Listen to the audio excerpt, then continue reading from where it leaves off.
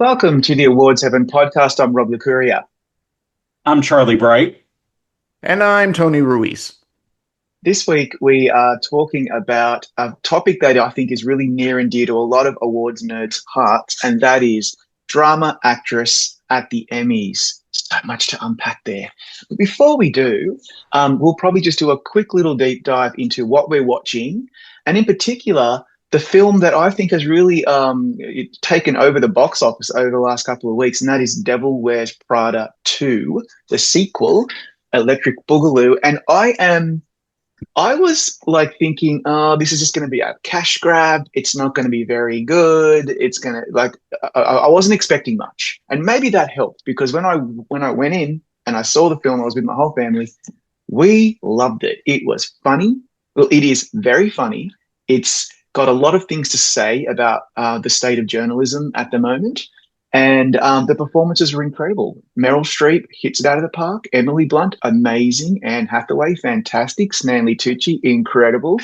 The costumes, the sets, the music, the whole package. I thought it was fantastic. I thought it was just as good as the original. That's my opinion. I'm sticking with it. What did you think, Charlie?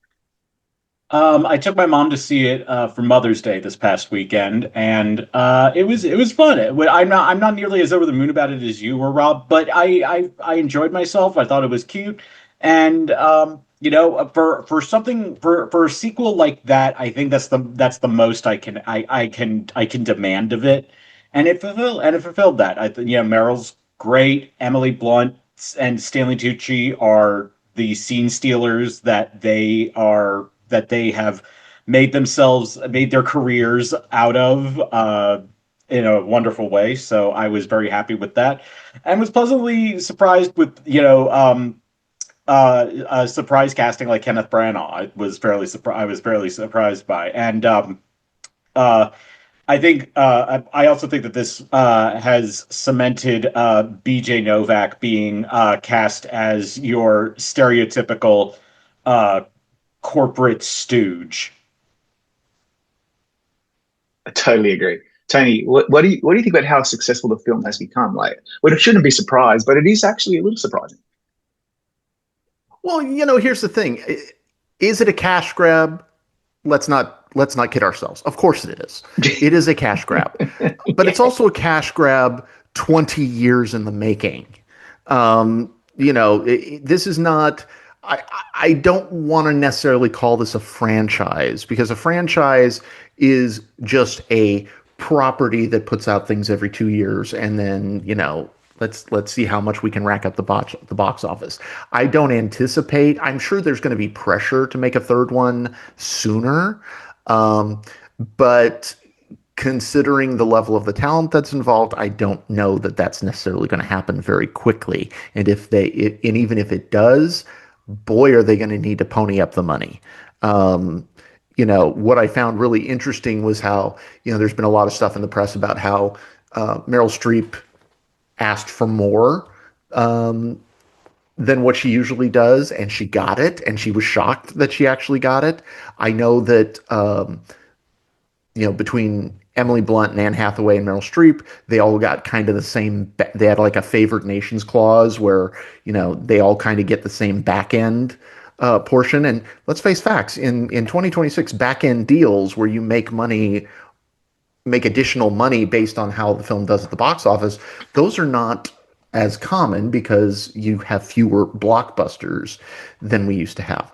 I think some of the critical response, um, you know, critics have to see a lot of movies. Critics, the average critic a regular critic sees like, 150, 200, maybe 250 movies a year. So they're going to look at this through a different lens. But I also think the fact of that does kind of this is kind of a fairy tale in terms of the happy ending of journalism when everybody who works, even the three of us who are journalist adjacent, um, we acknowledge that for a lot of people it might be a little too happy clappy for what they've seen, what their industry has gone through.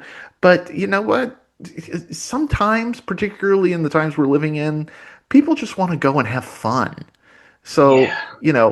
I think the best reviews that I've seen of this movie are the ones that, are honest about like, you know, the ones that maybe aren't over the moon about it are just like, yeah, but it's fun.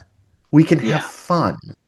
And that's going to actually feed into what we're watching because I have something about that too. I'm very excited.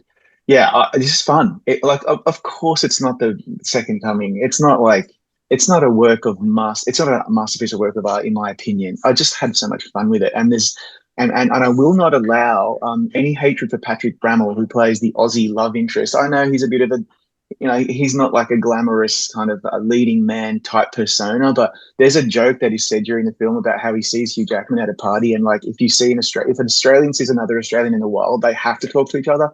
And I laughed so loudly to that because that is so true. If I see an Australian whilst in the United States, I have to go and talk to that person because otherwise it will have an issue. And Charlie might send me a meme about the big boot from The Simpsons. So yeah, okay, exactly. So there's lots more to talk about. Let's pivot into what we're watching, and I'll just briefly say that after Charles mentioned last week about Beef season 2, I finished it, loved it, thought it was fantastic. Much different to this first season. It's a lot of it is set in Seoul, in Korea. I really loved that. I'm halfway through Half Man, which I'm really enjoying. It's a very uncomfortable watch, like Baby Reindeer was. But it's really good. I'm really enjoying it. I'm also really enjoying From on MGM Plus. It's kind of scary and crazy and off the wall, and that's exactly how I love it. And finally, guys, I checked out this new show called Devil in Silver. It's part of an anthology called The Terror. You may recall a few years ago, there was the first season had, geez, I've completely forgotten the name of the actor now, but it also has Tobias Menzies, and it's set on a ship, and it's, I think, oh, we've lost your sound, Tony. I'm not sure why. Lost San Uh, Antonio. yeah, Oh, Jared Harris. that's right, Jared Harris. And so I never actually caught up with that, but this one is set in more recent times, and it's in a satanic asylum starring Dan Stevens and Judith Light, of all people. And it is Oh, I've seen completely the ads for bad that. shit. Yeah, check it out. It is so crazy and kind of scary, but really well done. Like I feel like this could be a real Emmy contender if people see it. And it's on AMC Plus, so definitely check that out. So that's what I have been watching. Oh, also, The Boys final season. Um, if you thought The Boys was off the wall crazy, this season just blows it out of the water because now Homelander is basically the authoritarian dictator of America, and by the end of the season, he's become kind of like God, and it's so much of it rings so true to what is actually going on in the States. And they wrote this a year and a half ago. Like, I'm shocked. Eric Kripke, their showrunner, he must have some kind of future telepathy or ESP because he writes things and then it happens. That's insane. So that's where I'm at. What about you, Tony? Um, the only thing, I've actually never watched The Boys. I watched a little bit of season one. That's not true. I did watch a couple of episodes of season one, but a lot of what I've seen of The Boys has just been random YouTube clips of, really gross deaths, which makes me Yeah. happy. Um, but I do already know because as a teacher, I hear my students talking about things, and the Samuel L. Jackson cameo is just a thing of beauty. If you don't know what I'm talking about, it's outstanding. Like if you're going to work Samuel L. Jackson into your show, that's the way to do it. Two things that I want to highlight. Again, kind of a through line for me. I know the Emmys will never reward procedurals. I know they will never reward network unless it's like something, out of this world new and exciting. But I'm a big fan of the Dick Wolf Chicago universe, Chicago Med, Chicago PD, Chicago Fire. Chicago Med has always been my favorite because I love, now that the pit's not on the air, you know, I'm in hospital show withdrawal. And they are their season finale last night. And Esapatha Murkerson, Ah, my God, she has this moment in in the final minutes where this hospital board member that she's been going up against all season, basically, is moving to fire her. And there is just the last 45 seconds is, she does that beautiful, like perfect, over the top, but in the best possible way of throwing things off of her desk. And then she gives this look. If it's not a meme, I'll have to send it to you guys. I would be shocked if Please. it's not a meme. Where, like, I was watching it. It was me and my husband and my parents. We were watching. We were watching it, and we all just was like, "Ugh." She had this look of hatred and I am gonna fuck you up. That was Ooh, just as only Esapatha Merkerson can do. Like I haven't seen that level of glare since like, Glenn Close as Patty Hughes in Damages. Just spectacular. Um, wow. the big thing that I watched was the new Netflix, and I think it's being pushed into the Emmys as a television film, but the television adaptation of Remarkably Bright Creatures, starring Sally Field. Um, Any good? this, it depends on your taste. If you're somebody like me who lives for, sappy Hallmark movies and, just and old broads, chewing the scenery. Um, That's and you. what That is all more? you. It's totally me. Um, Sally Field, my God, she is bringing it. She is this like misanthropic, but for a very good reason, has no tolerance for people just in general. She is so great in this film. And this film is remarkably, it's not breaking any, like, it's not tremendous filmmaking. It's not, revolutionary storytelling. It's just a very simple story told very well. Um, and at the center of it is an octopus. And if you've never read the book, it's basically told from from the perspective of an octopus who basically in this aquarium, um, who is smarter than everybody else and is observing everybody else. And he's like, I have no use for most people, but the cleaning lady I kind of like. And Sally Field is the cleaning lady. Um, what makes this so great is that first of all, Sally Field is just firing on all cylinders the way you want her to be. But I've never seen her play somebody this bitter before, who's just like, it takes place in this kind of coastal Washington State town, very gray, very wet, very cold. And at almost 80 years old, there's like a huge long scene, almost wordless, of Sally Field in pouring down rain in the middle of the night. She had to be freezing. And it's so perfect. But the voice work of the octopus, who is voiced by Alfred Molina, Oh, okay. in in such a delightful way. He like this digital octopus is a total 100% character, and I just loved it. I needed something to just make me happy for Sounds two great. hours, and this made me very, very happy. Plus, you get great little supporting turns by Kathy Baker and Joan Chen and the magnificent Beth Grant. Any of you that are familiar with the great Del Shore's play Sordid Lives will know Beth Grant. She's been in 1,000 things. But Kathy Baker has this wonderful, monologue. Lewis Pullman, who is the spitting fucking image of his father, Crazy. mannerisms, facial expressions. It's creepy at Yeah. times. I just loved it. It really made me happy. I think there's some Emmy potential for it, to be honest, in TV, movie, actress, maybe supporting actress, definitely voiceover performance for Alfred Molina. Yeah, okay, that's really good to know. What about you, Charlie? What are you watching? So let's see here. I finished the Netflix animated series Strip Law with Adam Scott, Janelle James, and Stephen Root, and that was delightful. It's delightfully crazy in all the ways you would hope an animated show about a law firm in Las Vegas would be.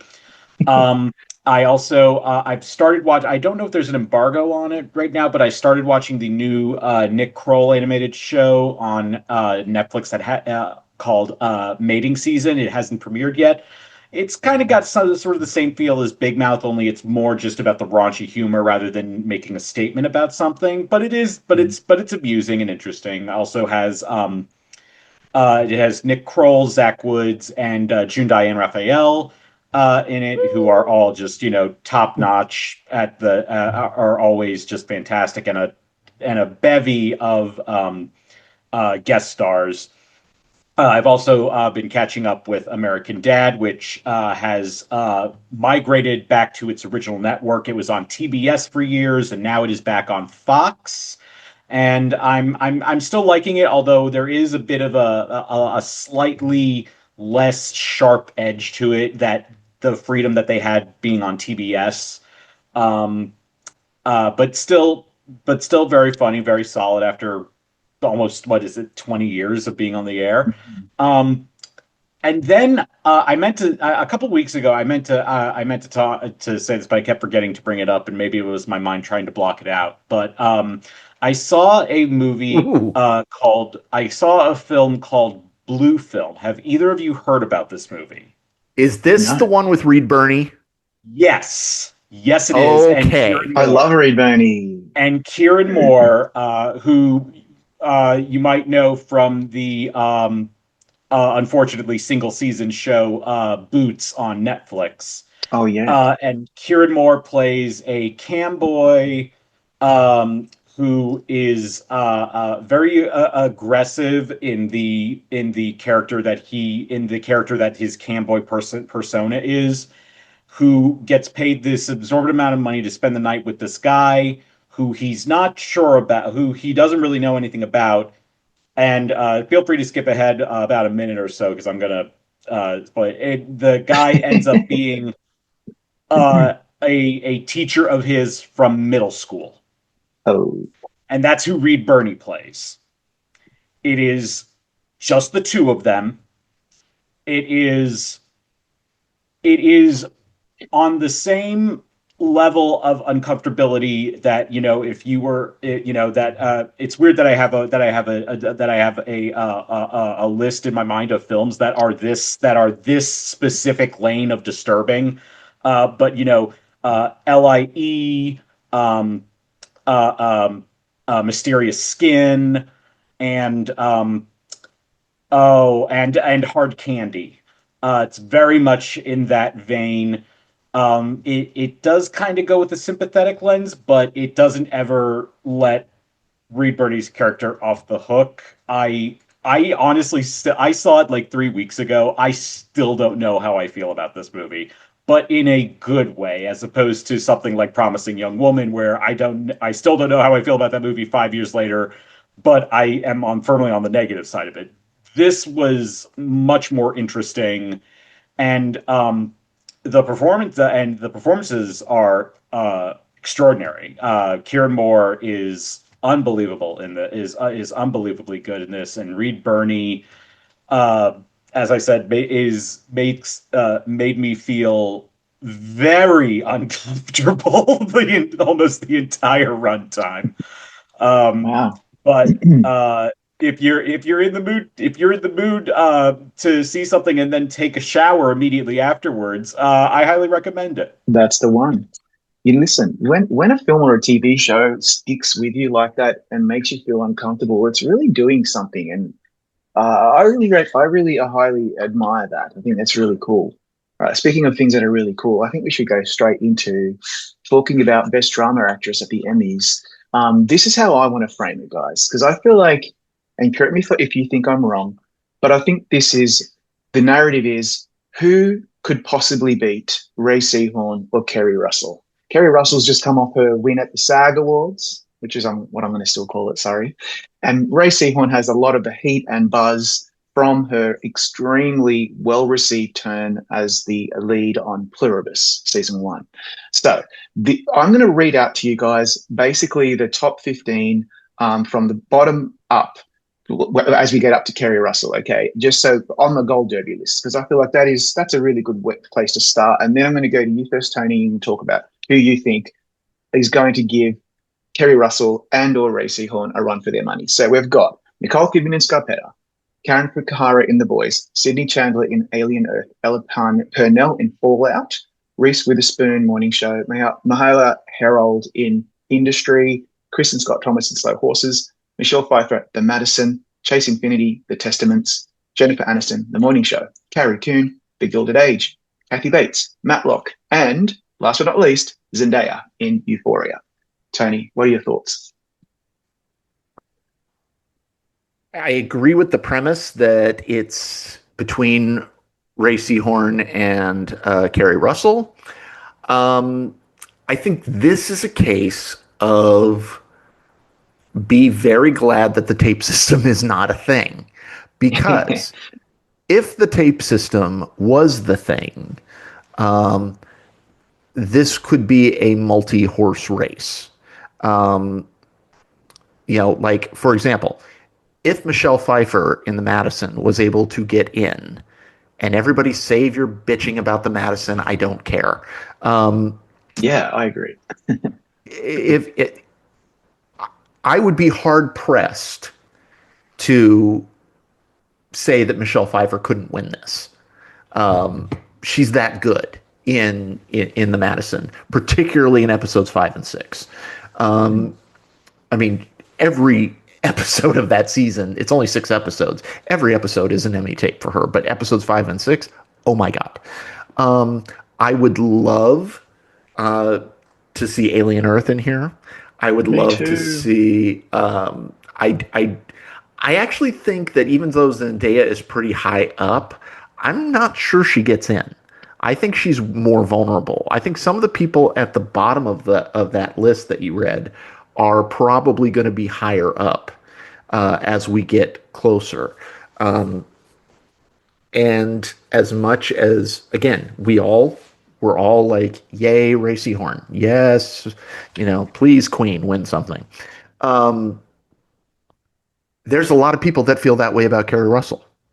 Oh, yeah. I mean, Keri Russell, who has literally been on our television sets for 3 decades and had multiple chances to win. And I think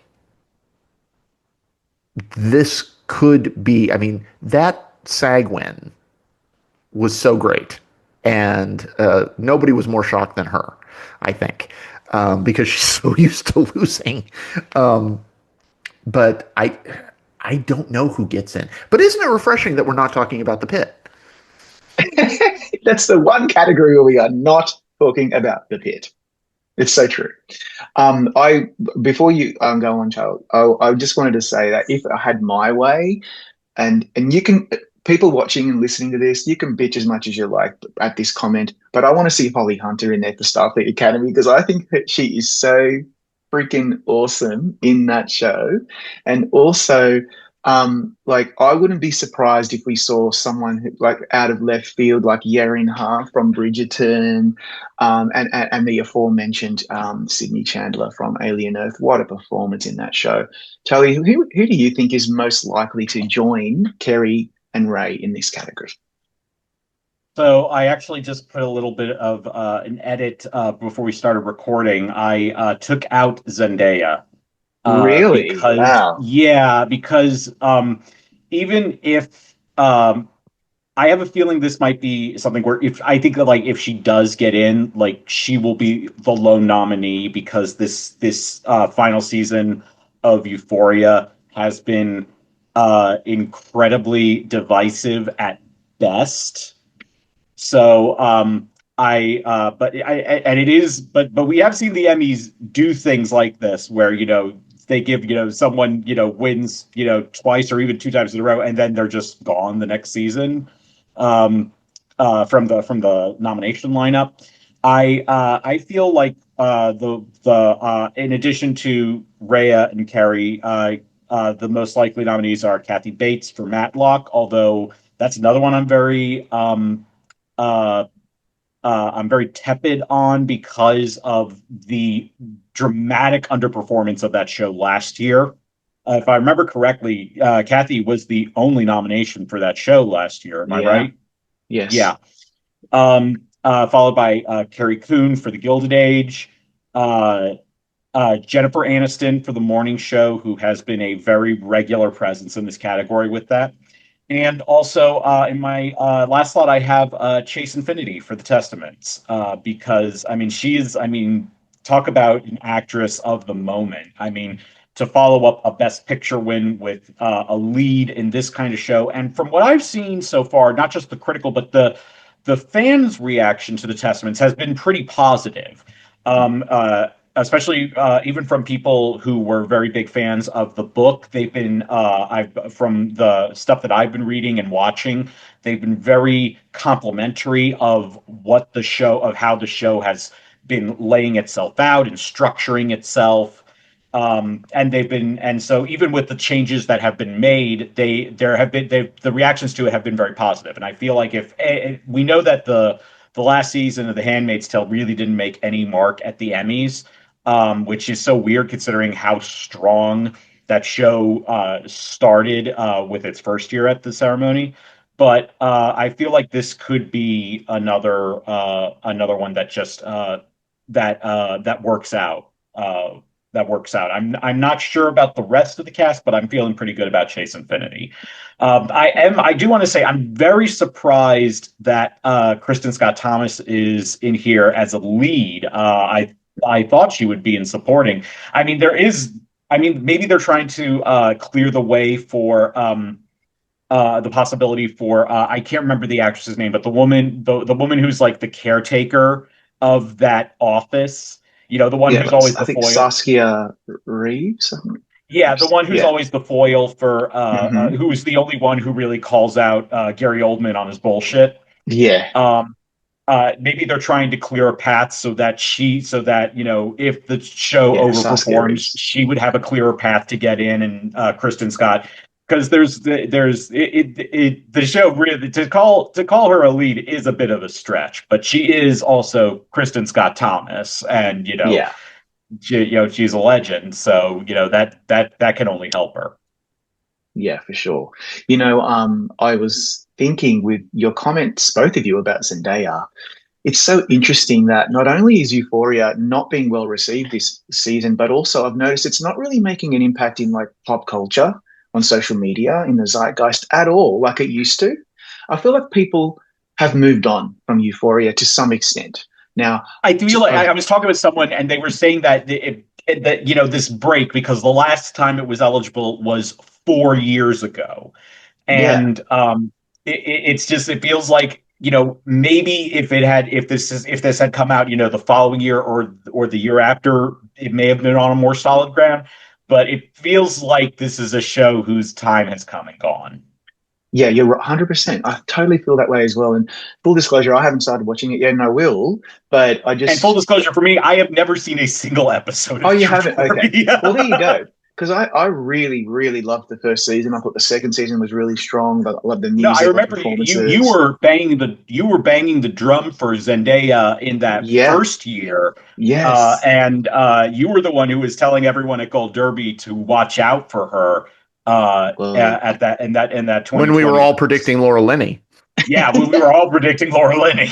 exactly. Checks in the mail. Thank you for reminding everybody. I'm going to be talking about that a little bit later. Okay, that's Best Drama Actress. I got to say, there's a lot of great contenders here, but I feel like the field is not that deep. There's like a couple of really, really strong contenders at the top, and we just have to underline Keri Russell, Keri Russell.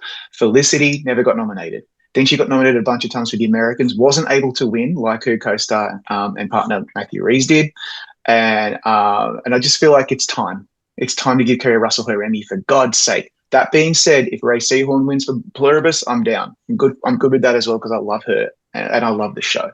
I think it's between Yeah, those the two other at the moment. also one It's last the competing. It's a competing narrative of who's more overdue, and Yeah, right. it's kind of funny because you could say that, honestly, yes, Kerry Russell is probably, just by the math alone, is the more overdue person, But I think the visceral sting for the Better Call Saul fans that not only did Rhea Seehorn, it took so long for her to first of all get nominated, which was a Yeah, crime into itself. But then the fact that that show got completely skunked in terms of Emmy wins, I think really elevates her candidacy as well, and that this is another Vince Gilligan project. It really feels like the stars are really aligning for her. But Keri Russell is right there, and I think it will be interesting is to see how strongly the diplomat performs overall. Because correct me if I'm wrong. Of course, my memory is just shot to shit, but um, uh, it's never really made a huge dent in terms of its nomination haul. I mean, it's gotten into you're drama right. series, if I remember correctly, but it's Yeah, only been in like what the mid single digits at most yeah. during its run. It's never done that Yeah, well. but that's one of the things where I think it actually helps Kerry Russell in that it seems like this third season Yeah, was the one that really started resonating because right around when this third season came out, it was the first time I started hearing like everyday people not in the industry, people that I work with, going, in the lunchroom, going, "Oh, are you watching The Diplomat? Oh my God, did you watch The Diplomat last night? Oh my God, I can't believe what happened on The Diplomat." There's a populist element, I think, to The Diplomat that might actually help Keri Russell, that boosts Keri Russell's narrative. Whereas Pluribus, I think, might be a little, too auteurish yeah. in terms Niche. of a little too niche to break out in its first season. Yeah, And so I could see a scenario where, you know, both of them get nominated, but the more populist nature of The Diplomat and Kerry Russell's overdue narrative propels her to a win with the knowledge that, okay, now that Kerry Russell has hers, now we can give Rhea Seehorn hers. So that's just kind of yeah, where I'm thinking. yeah. You're right. The Diplomat I season three. Go ahead. Sorry. Go. You catch up. Well, I think that's going to be one of the interesting things because I actually am at least we don't have these categories at Gold Derby at our prediction center, but I actually think that Pluribus is going to surprise in a lot of Yeah, tech categories. So I actually think, and we could see definitely other Vince Gilligan shows have done this, especially like in the editing category, where regularly both Breaking Bad and I believe Better Call Saul would have multiple nominations in there for editing. I have a feeling like this one could very much and it's very much helped with it being that auteur show. So the tech branches I think will really respond to that. yeah. The And it Diplomat also season helps that three. it is that Rhea Seehorn is the show. I mean, the She is the show. Diplomat is more of an ensemble show, even though yes, Kerry Russell is by far the star and the main character on that show. But I mean, the heavy lifting that Rhea Seehorn is tasked with in Pluribus is monumental, and I don't think I've Yeah, ever seen a series uh, in my lifetime, at least off the top of my head, structure a show around a character in that standalone way. yeah. I agree. Zip in that season three was very, very strong. Kerry Russell's fantastic. I have a feeling it's going to break out at the Emmys this season, below the line, for its editing, cinematography, music, and the cast particularly so strong. Bradley Whitford, Alison Janney, Rufus Sewell, Ali Ahn, David Gyasi, and for me, Rory Kinnear as the British Prime Minister. It's a really strong season, highly recommended, and I'm going to be championing it for the rest of the season. Okay. I think we should now move on to our top five. And lo Well, and before behold, our top oh, five, okay. let me read a letter because Oh, our I letter is like about our letters. top five, and this Fantastic. letter specifically relates to our top five this week. This week on our top five, we're doing our favorite drama lead actress winners of all time. And this letter comes from Jordan, who says, "I absolutely love this channel. Thanks for giving your time to having these discussions for geeks like me and listen to in these exciting times for theater, film, and television. I'm so happy we have so much great television each year, and oftentimes it comes down to a handful of shows that are considered for awards, oftentimes over and over again. I have an interesting top five proposal for you. This one might take some time to think about, maybe not. But maybe each of you could write down your top five acting performances that could have won based on the entirety of the overall series. Oftentimes, we discuss who or what is deserving in a single year in that particular season. What if a performance or series was actually judged on the basis of the entire series as a whole? Not as a I love year, it. not per year, but as a whole. Um, and then got votes once the final season was completed. I understand the downfall in this scenario that you can only win once. Do you think there are any actors or series that would have benefited from this approach? Maybe it would not change a thing. Just something to throw out there as a fun hypothetical. Jordan, Love, I fucking love this I idea. love it. Um, so, it's amazing. When I read this letter, I mean, immediately, the few that just came immediately to my mind would be like, okay, we've got, 6 seasons of The Sopranos. And then we give James Gandolfini and Edie Falco Emmys for the entire series. Uh, Bryan Cranston, Breaking One and Bad. done. It would have, I mean, it already took Ted Danson 9 years to win an Emmy for Cheers. Wait 2 more seasons. He gets one after 11 seasons on Cheers. I think there are some really interesting parts of this, and I need to roll it around in my head. But I love this. Thank you, Jordan. Yes, please add it to our Google sheet. Well, one of you who have Yes. access, because I think that's a good one. And like we need to think about it. But the first one that came to mind for me would have been Mary McDonnell in Battlestar Galactica. I, Ooh. she made the shortlist, we think, once when they had the shortlists and never quite got there. But you know what? It's a great idea. It's like a one and done. It's like the Oscars. You get one chance and that's it. And not these repeat wins that we see over and over again at the Emmys, which of course is because each season is its own thing. Okay, I like that. That's really cool. Thank you, Jordan. I love it. And thank you so much for enjoying the show. Please stick with us. All right, now a top five And drunk. if you want to write us and bitch about whatever, please write us awardsheaven@gmail.com, or you can call us and leave your most foul-mouthed voice message to 804-698-7526.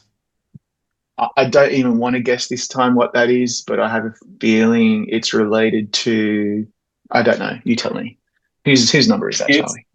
That is the legislative office of Ryan McDougall, who is the Virginia state senator, who is the lead plaintiff in bringing the case to the Virginia Supreme Court about our redistricting fiasco.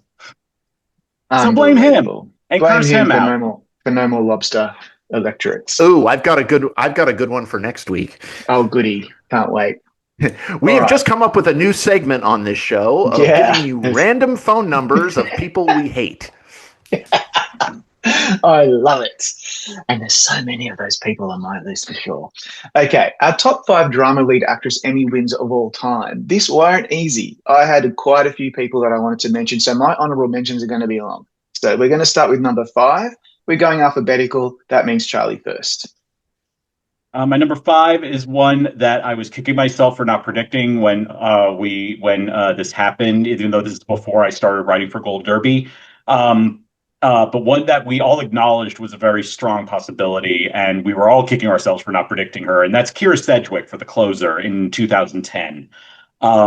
That was the year where I think a lot of us thought that even though we knew that Juliana Margulies had screwed up her episode submission, so really, again, the only person to blame for Juliana's loss is Juliana herself, and which makes the feud with her and Arsha Panjabi just even the more just mind-boggling.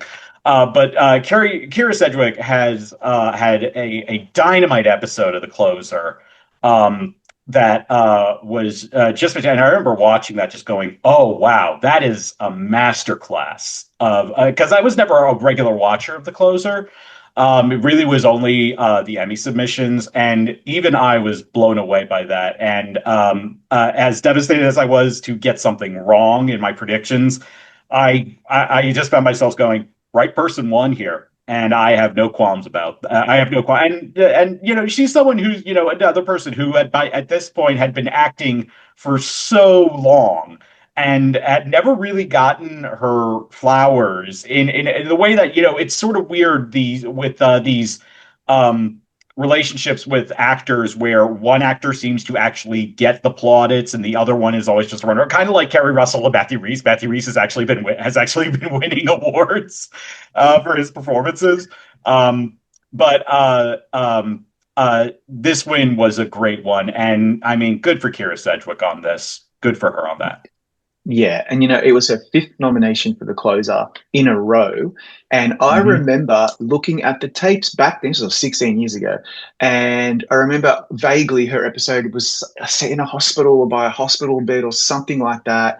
And she was just so devastating that it was clear to a lot of us, hey, look out for Kira Sedgwick. Maybe it won't win. She won't win because the closer is not really a big show for Emmy voters. But she managed to squeak it out. I'm very, very happy for her. So that's a good choice. All right, Tony, what's your number five? Some people might think that my number five is low on my list, but I didn't so much struggle with who I was going to have on my list, but I did struggle with the order. And so my number five is Glenn Close for the pilot of Damages. Oof. I, I really wanted to put her higher, but there were four other performances that I just had to put higher. But my God, the pilot of Damages is so great, and she, I, Glenn Close jumps off the screen in that pilot.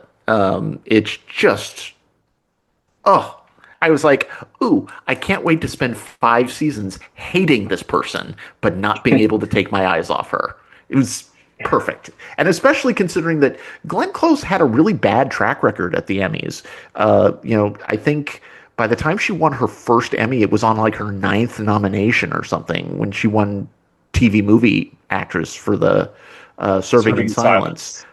Yeah, and this was like I think her 11th nomination, and she won. I mean, she only has three, which is again only three. Hello, but she Yeah, also doesn't have the Oscar that she should have either. So, but that's yep, right.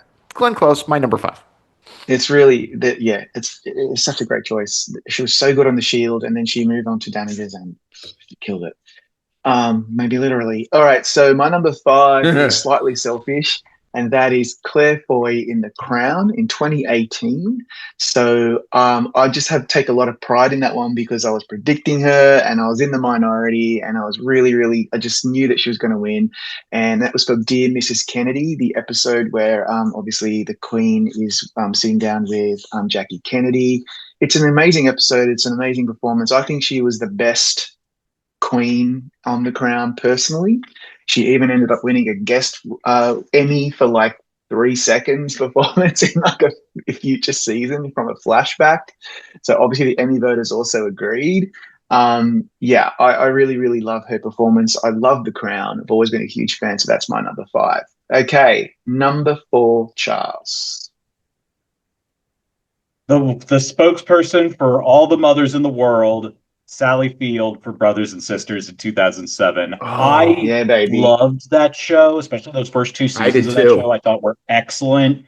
I was never a big Callista Flockhart fan, but her performance on that, especially as the show progressed in that first season, really, and the dynamic between the siblings on that show, between Callista Flockhart, Dave Annabelle, Matthew Rhys, and Rachel Griffiths, who was so criminally underrated on that show.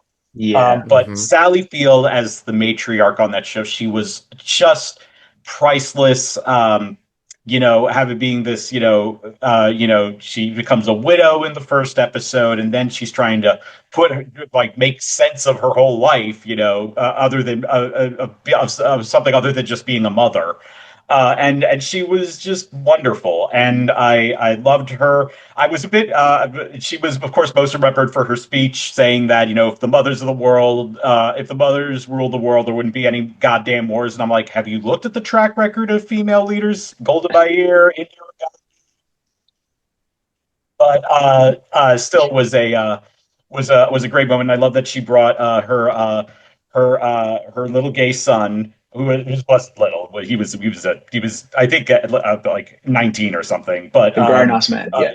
yeah, what's actually really funny is that if you've actually she was I think this was a recent interview where she talked about how she brought her son to the set of Steel Magnolias, and she's pretty sure that's what made him gay. Uh, Oh my God. It's as logical as any other thing. Pretty much. Wow. But Okay. she was always, as much as I love the dynamic between the siblings on the show, Sally Field was that matriarch who held everything together, and she brought that. So it was so great to see her, back on TV in a recurring, in a starring in a show and leading a show, and I was just over the moon for that win. It caught me by surprise. I think a lot of people, including myself, thought that Edie Falco was going to win for the final season of The Sopranos, but that was a very nice surprise. This becoming a Sally Field tinged episode, and I'm down for that. All right, Tony, what's your number 4? My number 4 probably won't come as a surprise to either one of you, but my number 4 is Anna Sawai for Shogun. Yeah, baby. I knew from the second that Crimson Sky aired that she was winning the Emmy. There was just no doubt in my mind. It was one of those episodes that even in the tape system, she would have won by a long shot, and it wouldn't have even been close because she does so much in that episode. Her very polite yet piercing face-off with the rival, where she's like, "No, you will not dismiss me. I am leaving. I am not a prisoner."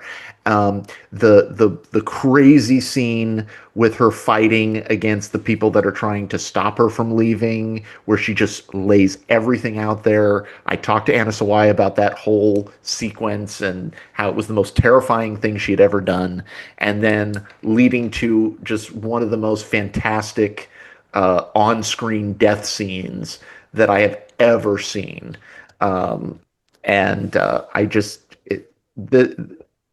I knew she was going places after that. I was like, oh, yes, I love it.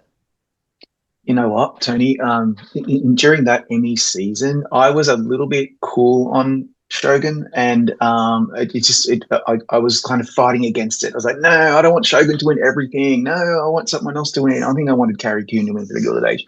I caught up with Shogun later, and it has now become one of my favorite shows of all time. And Anna Sawai, one of the greatest winners ever. It's undeniable, devastating, and just perfect. Like, what a performance! Everything she does from that point on, I'm ready. Like, you are so right. So that's one of my honorable mentions. She is absolutely, without a doubt, one of the best winners we've ever seen. All right. My number 4 is, as we talked about a little earlier, Zendaya in Euphoria for the first season. That was the COVID Emmys. I can just remember she won. It was a bit of a surprise. And I was so thrilled for her. I remember exactly where I was sitting. I was like, yes, she did it. And she was feeling the same. You could just tell in that room. I don't even know, she had her dress on, but she had all these people in her room, and they were all just kind of like drinking and eating snacks. It was just a great moment for an actress who was obviously on the ascendancy. Look at her now. I mean, she's just one of the biggest names on planet Earth. And a lot of that had to do with her breakout, beautiful, devastating performance in Euphoria, particularly season 1. And so that Emmy win, I felt, was just really, really forward thinking by the Emmy voters, voting for someone much younger than usual and someone in a show that was not the usual Emmy bait. It was a very raunchy show, and it was also a very controversial show, and she did it. And I was very, very proud of her, and I was really excited that I was able to call it, not because of anything.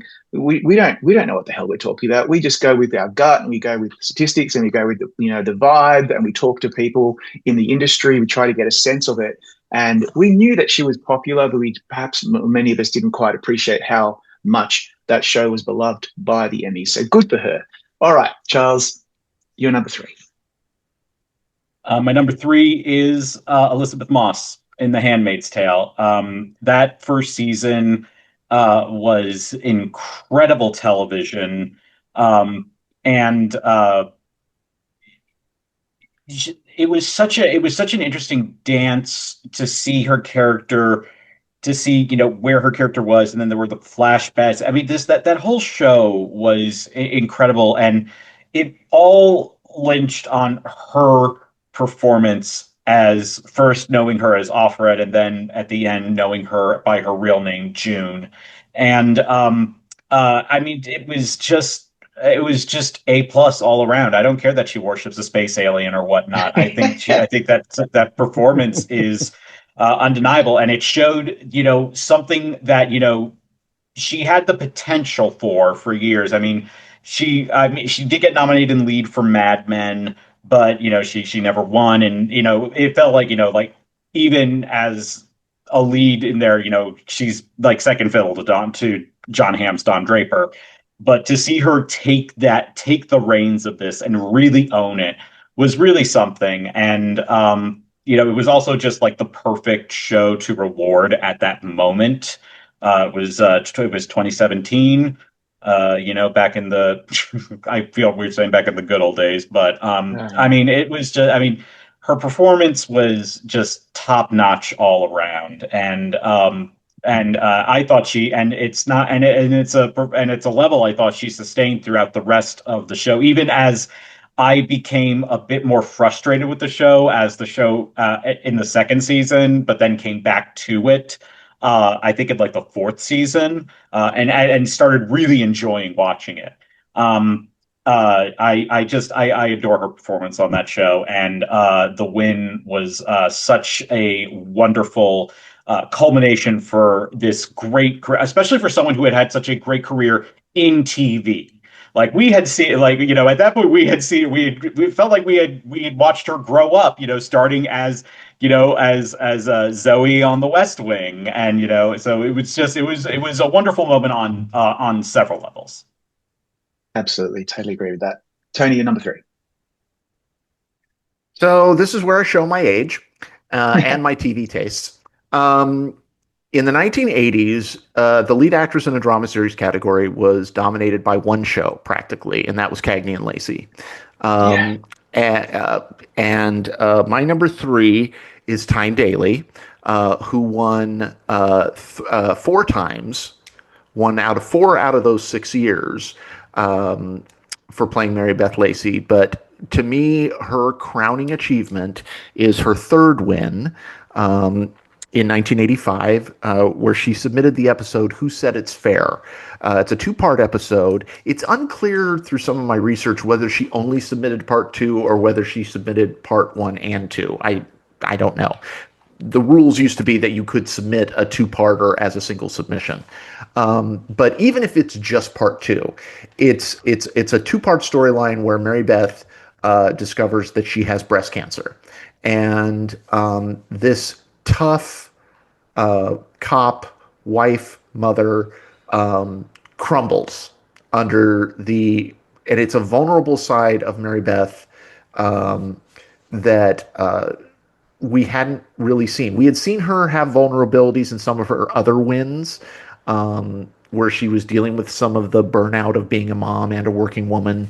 But her performance in this episode is just spellbinding, where she talks about how she's scared of dying, where she falls apart, but at the same time, she has a great scene in the squad room where everybody is dancing, like kind of walking on eggshells around her, and just kind of like tries to do everything for her, and it's kind of patronizing and condescending, and she just explodes in the middle of it. It's just, you know, I could have picked any Tyne Daly because all of her submissions were just spectacular, but I just think this one is on another level. Yeah, it's a damn good one. Okay, so my number three is Tatiana Maslany for Orphan Black in 2016. I remember it so vividly. I remember Kiefer Sutherland screwed up her name, and but I just remember Titania feeling Maslany. Yeah, it was kind of almost like an Adele Dazeem. Adele Dazeem. Exactly. And if you don't know those references, what the hell are you doing on this channel? All right, so Right? Tatiana Maslany Do you remember, guys, like, because we're all from the Tom O'Neill School of Awards punditry. It's a great school, by the way. They have really nice snacks.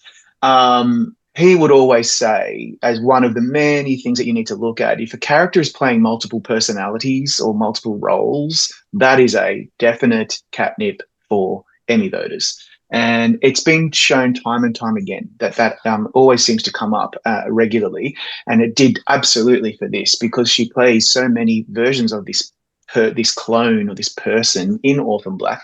I really loved how this was a smaller budget Canadian sci-fi show on BBC America, and it was able to win on the back of just an undeniably brilliant, steering, unforgettable performance by an actress who really broke through on this show and has now become a mainstay in film, TV, and in the theater.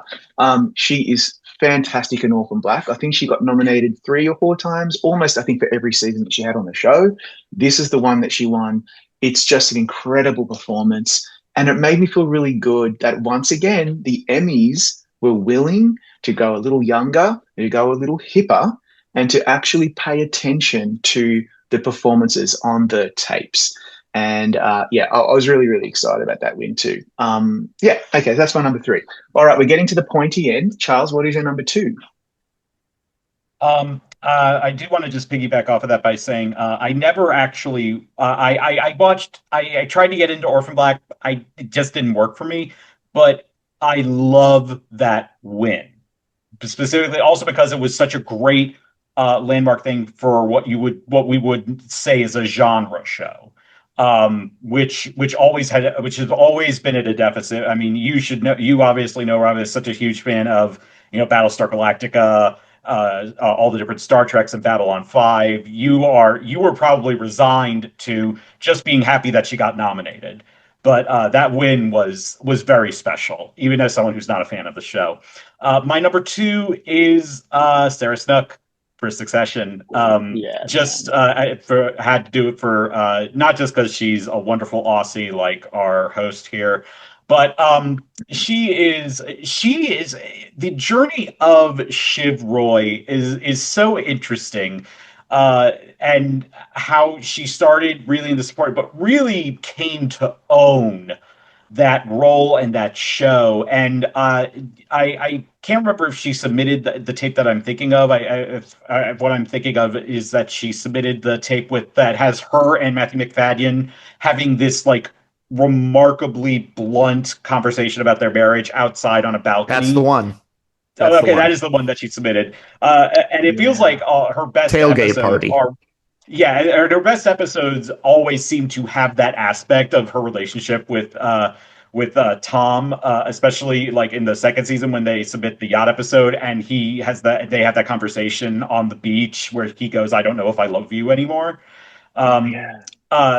She was always so great on this, and for me, what really made this is I love my favorite aspect of her performance isn't even in her Emmy submission. It's in the finale when at the last moment she and I believe Kieran Culkin end up bucking and not making Jeremy Strong the chairman, and it's her reaction when Jeremy Strong yells out, "I'm the eldest boy!" Just the look on her face is just like she just like she has this look like, I can't believe you're saying this, and just wanting to burst out laughing at the absurdity of it is just that reaction to me is absolutely priceless. I've always loved her performance on the show, and I also just love like the way that she would like do press and campaign. Like, remember the COVID Emmys when she lost to Julia Garner for Ozark? She had her own little Emmy that she made out of tinfoil that she had on her webcam, which was just adorable. But this was, like this was a great culmination for her of like, this was a great Star is Born moment. I don't know how big she was she really a well-known name in Australia prior to Succession, Rob? Not like a Kate Blanchett level, but yeah, people knew her. She was in a whole bunch of shows, particularly also in the theater. But she's really made a name for herself in the US, which is amazing. now she's also a Tony winner as well. So I mean, good for her on that. But I Unreal, mean, right? this was such a great breakout character, and to see the way that and then also she also could have submitted the episode Connor's wedding, where she's on the phone, trying to say something to her dad, and she doesn't even know if her dad's conscious or can hear her, but she's like trying to think of what to say in his possible final moments. She always was so great on this show, and to see her make that leap from supporting to lead and then also win it was just a great moment. Oh, such a good one. I hope she's nominated again this year for All Her Fault. Fingers crossed. All right, Tony, your number two. My number two might shock people that it's my number two, is Edie Falco for the Whitecaps episode of The Sopranos. I mean, when you talk about great Emmy tapes, invariably people talk about Whitecaps. Arguably one of the best episodes of The Sopranos, one for James Gandolfini as well. But for people, on a show full of anti-heroes, even though Carmela is not blameless, it was so liberating to see her go after Tony in that kind of like balls to the wall, right in his face, not back down, not be afraid of him. And just, I mean, what can you say? It's textbook. It's perfect. It is a perfect episode of television and a perfect performance. There aren't superlatives enough to talk about it, but I just, if it's not in your guys' top two, I'd be really shocked. Well, my number two is Edie Falco, but it's for her first win in Oh, for 1999 college. for college. But I was sitting here a few days ago thinking, should I do Whitecaps or college? Because I just can't. They're both so brilliant, and I only want to do one because we could fill up this category with just like one or two actresses, right? Because of the repeat wins. And Whitecaps brings me so much satisfaction because of what you just said, because she finally just says, no, I'm not putting up with this bullshit anymore. And she just lets him have it. And it's just like, it's so real and so guttural as a married couple who love each other, but also hate each other. And that is just so realistic for so many people who are in any kind of relationship. But college, for me, it's like I knew Edie Falco from Oz. She played the cop, or the whatever her character was. It's a long time ago. I'm getting old. But then The Sopranos arrives. For me, it was like a second coming. It was just like, this show is everything that I've ever wanted. And this character, oh my God, what is this? She's so brilliant. The New Jersey mob wife, like the most quintessential performance. And college is such a great episode. It's the strongest episode in season one. It's when the show really arrived for me. And that win, wow. Oh my God. So good. So damn good. So that's my number two. And it could have been number one, but my number one will make sense when I finally announce it. So let's actually move on to the number ones, because I'm really very curious now what is left. Charlie, what is your number one? So a few honorable mentions. Glenn Close, her first win for Damages in 2008. Claire Danes' second win for Homeland for the Q&A episode, which is such a strange episode because it has some of the finest moments in television ever, with the scenes between Damian Lewis and Claire Danes, but also the birth of one of the worst storylines of that entire show, and that is saying something, with Timothy Chalamet running over the person on the streets of DC, because you just the moral of that is always look both ways before crossing Constitution Avenue. That's the lesson of that. I also put Juliana Margulies' second win for The Good Wife in 2014. Again, I mentioned Tatiana Maslany. And I really love Britt Lauer's win for Severance this past year, especially because she didn't get nominated for that first season, and she was so fucking good on that show. But I mean, what more can I say that Tony's already said? My number one is Edie Falco for the Whitecaps episode of The Sopranos in 2003. I mean, that is, in a season that I widely that easily for me is the best season of that show, and that is a show that has had several amazing seasons.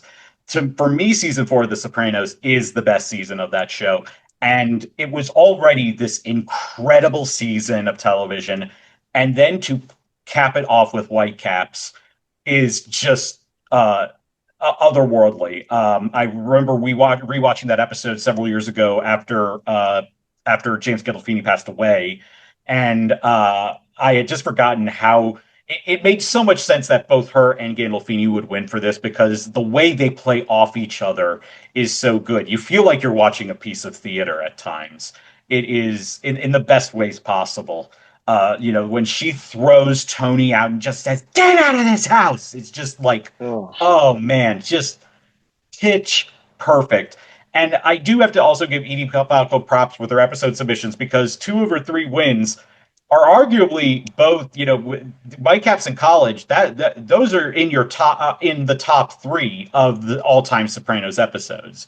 So I mean, good for her submission. I mean, it just shows why she is one of the great actresses of our time, and I would love to see her do more with film as well. And I'm also glad that she has one for comedy for Nurse Jackie for one of the most complex characters of our time in with that character. But her playing Carmela in The Sopranos and that Whitecaps episode, which also won the writing award, which was so well deserved, and I thought it was going to win drama series that year. I believe, honestly, that when William H. Macy opened that envelope, he turned it around because he wanted to prove that it was actually The West Wing that had prevailed in drama series I was and so not The disappointed. Sopranos, which I still think I argue with Matt Noble to this day about how much of a crime that was. So For sure. Edie Falco's a queen for a reason, and Whitecaps is paramount to that. Absolutely. All right, Tony, what about you? Some of my honorable mentions would be Celia Ward for Once and Again. But I also wouldn't sleep on her first win for Sisters. I was a big fan of Sisters in the early 90s, and that episode where she wants to avenge her daughter's rape is chilling television. Also, Kathy Baker for Picket Fences she was just she never made a bad submission. I mean, it's amazing to me that she didn't win 4 years in a row for every season of that show. But my number one, we're going back to Cagney and Lacey. The first 3 times in a row that Tyne Daly won, they finally gave Sharon Gless her first Emmy for actually what was actually more of a comic episode. Even Sharon Gless says that she was surprised that she won for that because she did this thing where she kind of went undercover with a paralyzed guy. The episode is called The Gimp. And she was, it was kind of like a Carol Lombard old-fashioned screwball comedy sort of submission. But but the following year, her second Emmy was for a season-long storyline that culminated in the season finale. The season finale is called Turn, Turn, Turn, where they had been building up Christine Cagney's dependence on alcohol. It was a very slow burn. Barney Rosenzweig, who was the executive producer and also Sharon Gless's husband, said that he had an idea at the beginning of the season, and he told the writers, I want the very last line of the season to be, my name is Christine and I'm an alcoholic. And it builds up with the death of Christine's father, who was also an alcoholic. And in the second part particularly, it's one of the most chilling performances of alcoholism and rock bottom that I have ever seen. Sharon Gless has this monologue where she is drunk out of her mind, and she kind of is reliving her traumatic childhood and explaining everything about how she got to this point. And then the scene with her and Tyne Daly after that, where Christine finally just admits that she has a problem, is it could have easily, in lesser hands, the writing, the directing, the acting could have veered into melodrama. But it's so beautiful and so perfect. I am going to, of course, as I usually do, send you guys a clip. Um, Please. I have never seen anything like it before or since. Um, and it reminds me of what great television can do and what great broadcast television can do in a way that it's so sad that we don't have that anymore. Um, Doing 22 episodes a season and performing at that kind of level. It's one of the finest screen performances, big screen, small screen, that I've ever seen. Wow, it's a good one. Okay, so I my just honorable have to. mention. I just have to also add to that. My mom was a huge Cagney and Lacey fan when it was on, and everyone in her workplace thought that she was very much like Tyne Daly, but she wanted people, but she wanted to be more like, but she wanted to be more, she wanted people to think of her more like Sharon Glass. But of course, then she ended up having being the overly proud mother of a gay son, so she did end up being like Sharon Glass, but she should have been Yes, more specific. But then right. she Yeah, got sober, so she ended up. So she even ended up playing that out. So It all works. it yeah, it all all works. works. So yeah, really versatile performer. Okay, all my honorable mentions are nominees only. So they include Carrie Coon's recent nominations for The Gilded Age, and that's because she should have been nominated for The Leftovers and never was, which is ridiculous. Michaela J. Rodriguez in Pose, really, really loved her in that show, and I think that show is really underrated and it really holds up. Amelia Clark, my favorite performer on Game of Thrones, and I don't care what happened in season 8. I just love Daenerys Targaryen so much. Mandy Moore in This Is Us, underrated actor, underrated show, beautiful performance. Glenn Close in The Shield, really love what she brought to that amazing, amazing show that I'm currently kind of doing a bit of a rewatch on. Jennifer Garner in Alias for season 1, playing Sydney Bristow. She was beaten by Alison Janney, who moved up to lead actress, and I still am very hurt by that to this very day. No disrespect to Alison Janney, love her. And finally, Lorraine Bracco for The Sopranos in 2001 for the episode Employee of the Month. I really, really, really, really wanted her to win that one. I just thought just when I think about that last scene when she's with Tony and she could have told Tony what happened, but she doesn't, and she's all beaten up and bruised. I got goosebumps. And I go back to her performance in Goodfellas. I just feel like Lorraine Bracco, you are an absolute legend. You should have lots and lots of awards on your mantle. And many of us believe that you should have won for Employee of the Month, even though you were, I think, bested by your colleague, Eddie Falco. Okay, my number one to me seems really obvious. Guys, just think back. Think back for a second when you were a bit younger and you were obsessed about a show. Like, what's that one show? Think about it. And think about that feeling that you get inside about a show that you adore, that you live and breathe, that you write about, that you think about constantly. Well, that for me was the X-Files. And back then, when it first started, the internet wasn't really a thing. And so I used to I get like knew a this was coming. I knew this was come on, if you coming. know me, you know me. Like, I just, I mean, I loved that show so much. It meant the world to me. I used to like trek into the city and find the best merchandise that was available. And eventually the internet started becoming a thing. And that was my way of learning how to code. So I made my own website, which then led to what used to be called Emmy Watch, which then led to Awards Heaven, which then led to Gold Derby. And it's all because of the X-Files. And in its first season, it did not get any major nominations apart from its main title theme and its main title design. And I just thought, well, how ridiculous. What is wrong with the Emmy voters? But eventually they caught on. It got a few nominations in Guest Actress. It won for Peter Boyle, but the only major award that it ever won was for Gillian Anderson's season 3, Memento Mori. And that year she won the SAG, she won the Golden Globe, and she won the Emmy. And I will never forget how I felt about that.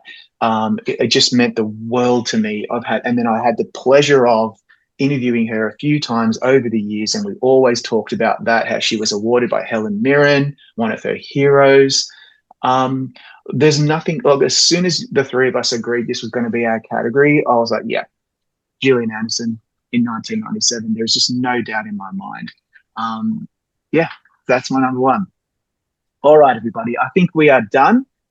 Don't forget, like, follow, subscribe, tell your friends, tell your family to follow us and to join in our ridiculous, nerdy discussions about what we love most, and that is awards and about film and TV and theatre.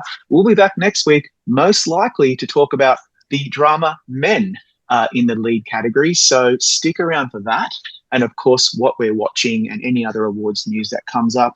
In the meantime, everybody have a lovely week. Thank you, Charlie. Thank you, Tony. And we will see you very soon. Bye.